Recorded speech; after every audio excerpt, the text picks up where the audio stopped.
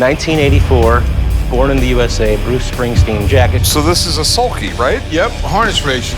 So how much you want for this thing? Things go from 0 to full throttle fast. A guy rolls in with original David Mann illustrations and Rick's eyes bug out like he just found buried treasure. The seller wants $4,000 each, no warm-up, straight to sticker shock. Rick loves the art but hates guessing games, so you can feel that call an expert itch kicking in. Drama overload already, and we're barely out of the intro. These are original David Manns? Yes, they are. Okay.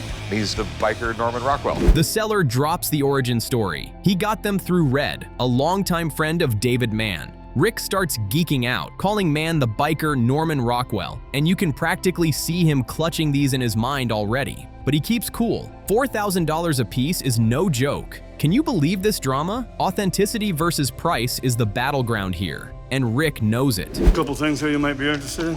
These are David Mann paintings. Are these original David Manns? Yes, they are. They are signed. Rick connects Mann's Easy Rider magazine legacy and the way he defined biker visuals for decades. Every chopper daydream traces back to Mann's hand. The seller stays firm about them being originals, and Rick's torn between collector heart and shop owner brain. He signals the next move: bring in an expert, verify everything, and see if this dream survives reality. You can cut this tension with a knife. When people see a Picasso, they go, well, I could do that. But you didn't invent that. And David Mann, he invented this style. Rick brings in Brett, and this is where the deep dive starts. Brett loves the illustrations, notes Mann's precise architectural rendering background, the way he nails every spoke and piston, and even points out the self-portrait vibe. It's authentic, immersive biker culture, not an outsider's imitation. The validation feels huge. Everything looks legit, but he wants a lot of money for these things, and I have no idea what they go for.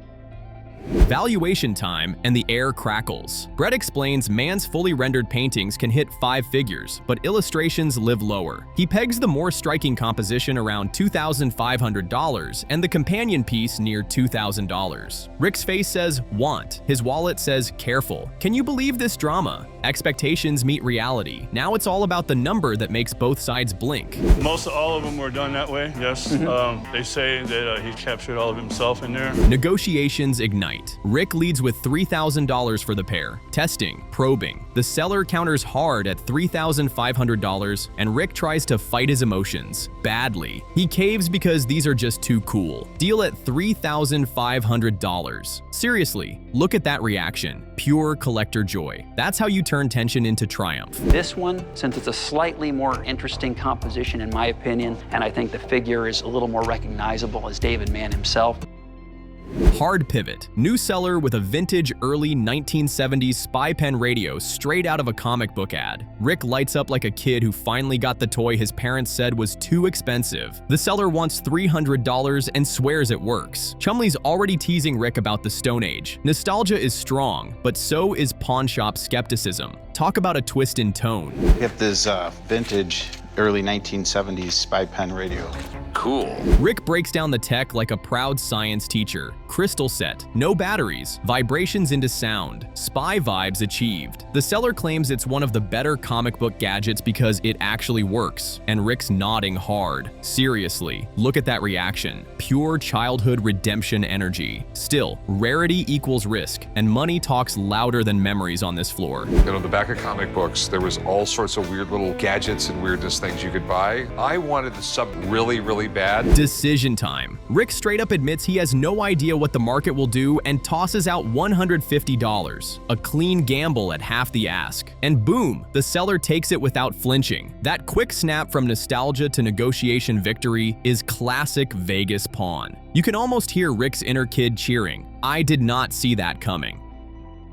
I remember in the early 70s, my friends ordering toys from comic books. Next, Rick heads out to see a 19th century racing sulky, light, fast, and built for one. The seller says it's from roughly 1872 to 1893, and there's talk of Gaffney's 1893 patent on the axle support. Rick loops in Bob, who maps a restoration. Strip, sand, repaint, black bands on the wheels, make it pop. and quotes $750 for the work. So this is a Sulky, right? Yep, harness race. You can actually haul ass on it. Yeah. Well, this one was a racing song. Numbers start flying. The seller asks $1,250, arguing it doesn't need much. Rick disagrees. Right now it's a lawn ornament. Restored, it's a statement piece. The back and forth tightens, and Rick pushes the profit math hard. You can cut this tension with a knife. He plants his flag at $900 and waits for impact. The bands on the wheels, we'll take them off, sandblast them, paint them black, paint everything else red. And I tell you the truth, I think it'll pop.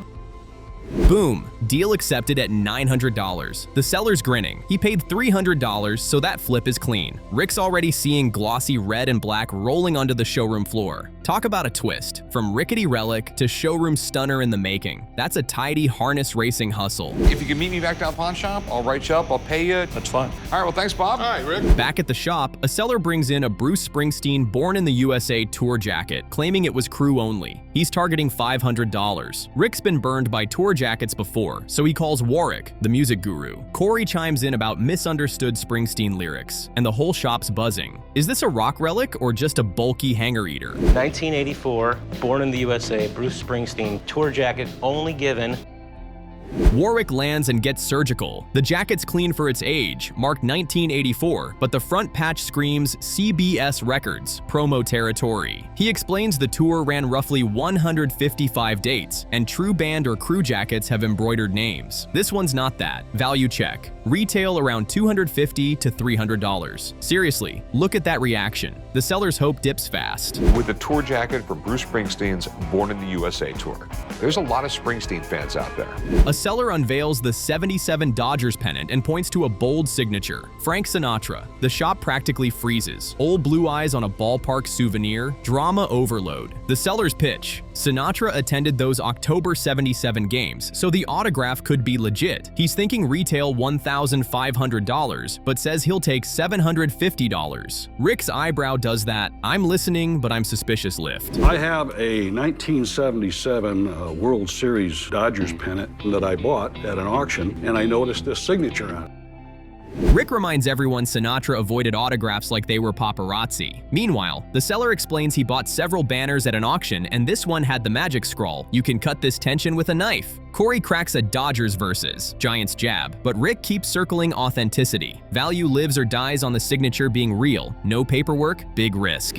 Someone probably went and got a pennant and asked him to sign it. So how did you come across it? Several of these banners came up at this auction, and I bought them. The conversation hits that "we need backup" wall. Rick decides to bring in an expert to verify the Sinatra ink. The seller's game. Fingers crossed, nerves showing. Seriously, look at that reaction. This is the difference between cool conversation piece and actual money. Rick makes the call, and we shift to waiting mode for the verdict. I've got some concerns here. I'm just kind of trying to wrap my head around Frank Sinatra on a Dodgers pennant. Back to the pennant. In walks Steven, the autograph pro. He drops a gem. Sinatra was a massive Dodgers guy and even sang the national anthem on opening day in '77. Suddenly, this pennant story sounds way more plausible. Plot twist unlocked.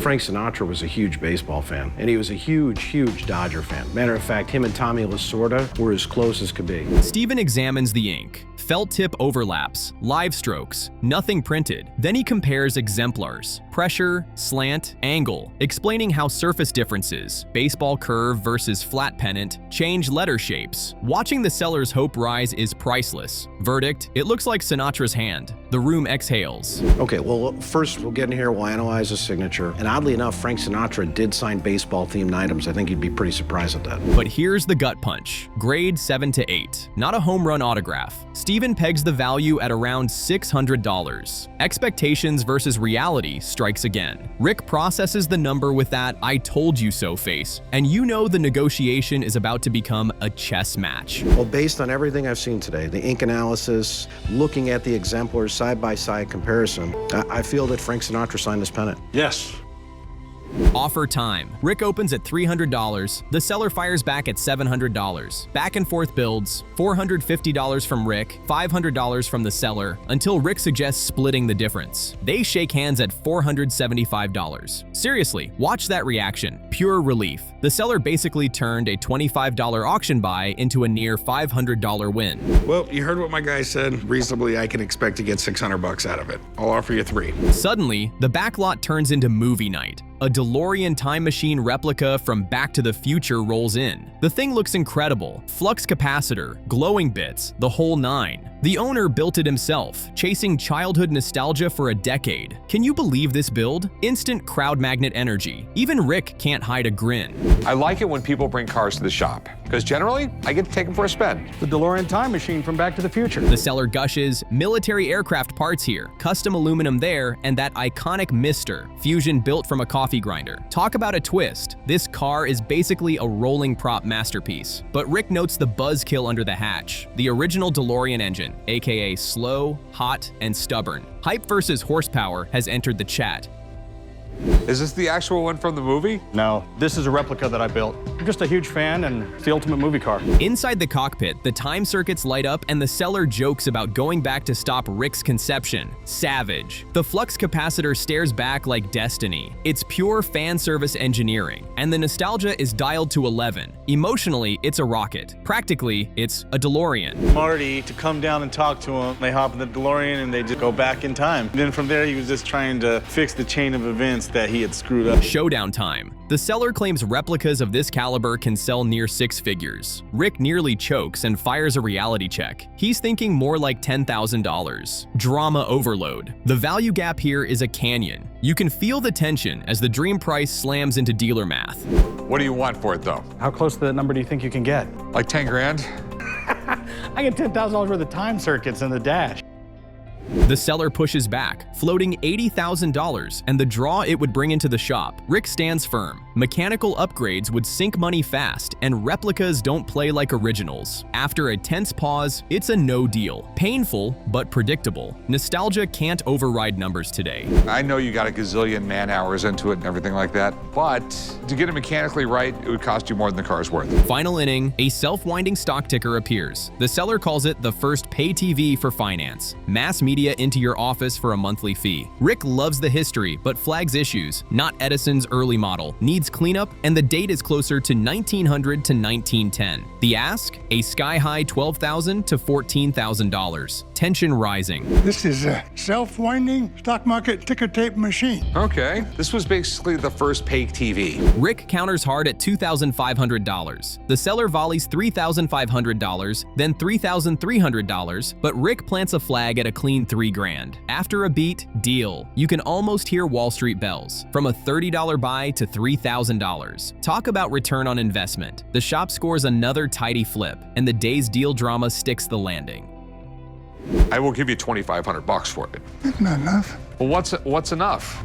35. The first deal of the episode kicks off with a seller bringing in 2 Italian movie posters, Easy Rider, 1969, and Dirty Harry, 1971. Rick and Corey are instantly hooked, calling Easy Rider groundbreaking. The seller asks $500 for both. Rick fires back $350, and after playful banter, they settle at $375. Rick takes Dirty Harry. Corey grabs Easy Rider, a split deal and a smooth start. I collect posters and trade them, and so occasionally I go to Europe, and I got these posters in Rome. Not long after, a man enters with a Civil War dog tag engraved War of 1861. He wants $1,100, confident it's valuable. Rick explains soldiers bought these from camp peddlers, but reproductions are everywhere. He calls in Mark, the beard of knowledge, who confirms it's authentic but common, especially with no soldier's name inscribed. Rick shocks the seller with a $100 offer. The seller refuses, leaving disappointed. Okay, so it's an identification tag for a soldier.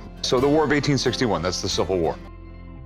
Next up, a woman presents a 4-piece Eva Zeisel pottery set from the late 1920s. Sleek and stylish, it screams Art Deco, but one chip immediately lowers the value. She dreams of $5,000, but Rick calls in Chad, the art expert. Chad appraises it at $1,750, praising its rarity but noting market saturation. Rick offers $900, then bumps to $1,100. The seller won't go lower than $2,000, so no deal is made.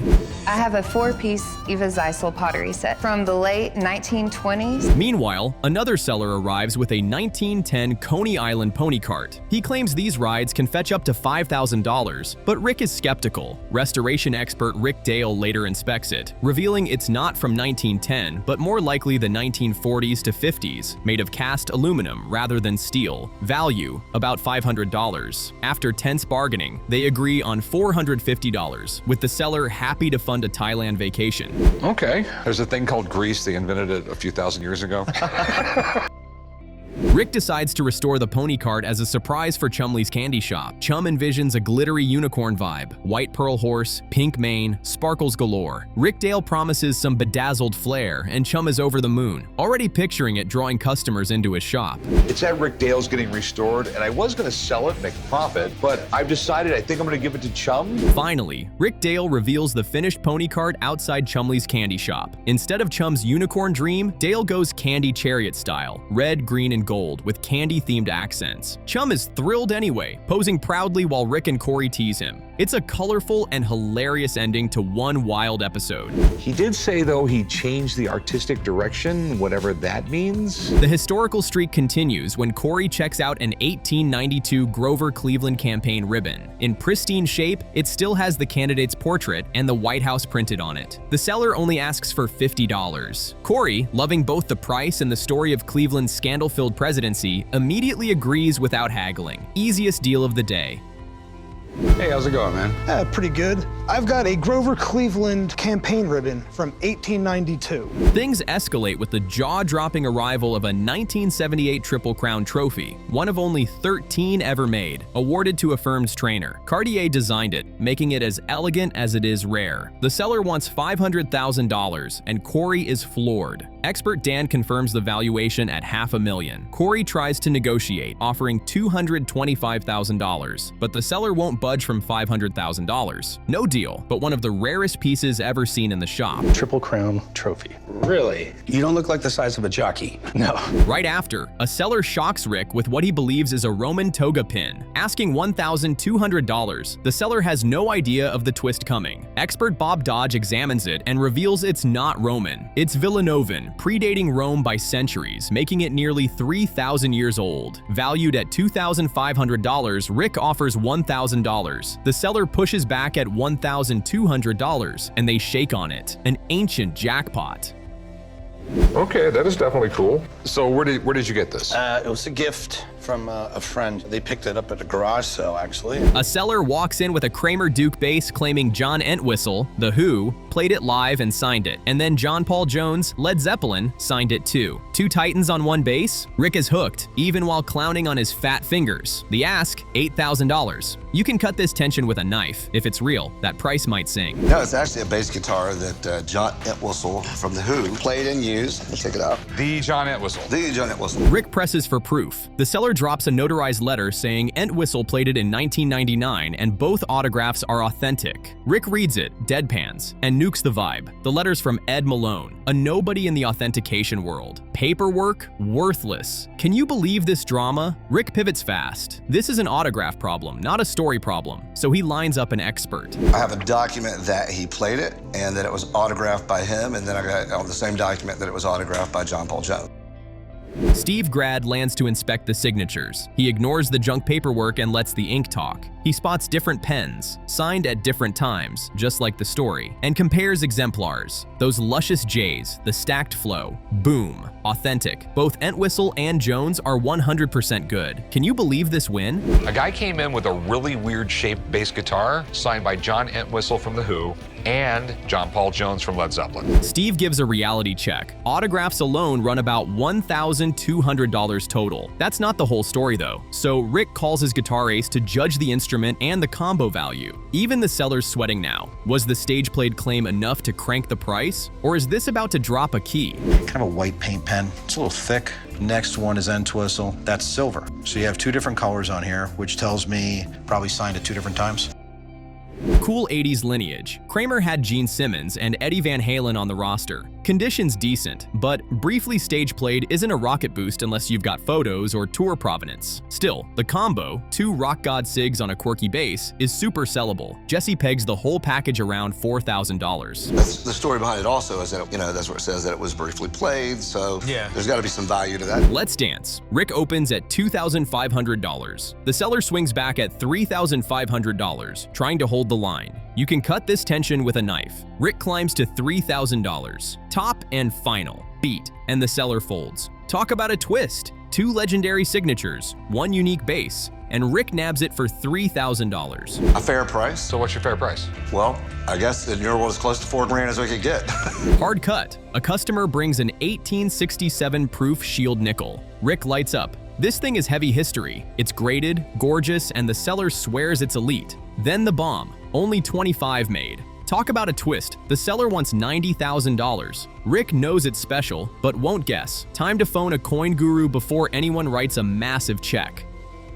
This is cool. Where in the world did you get this? I've had it for maybe 15 years. Okay, and you had it graded and everything else like that? Yeah, this one's an extremely rare piece. Dave arrives and practically drools over the toning. He calls it a great rarity, post-Civil War, with rays, and the king of the shield nickel series. Proof coins from the 1800s, unicorns. He notes an auction range around $63,000 with one wild outlier near $80,000. The seller's confidence swells and Rick's calculator brain starts whirring. Stakes officially sky high.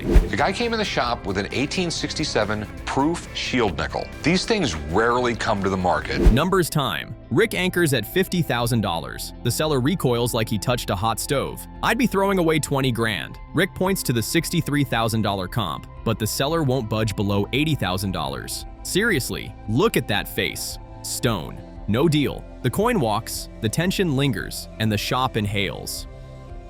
I told you 90,000. Yeah, I mean, I'm looking at like 50 grand. I couldn't take that.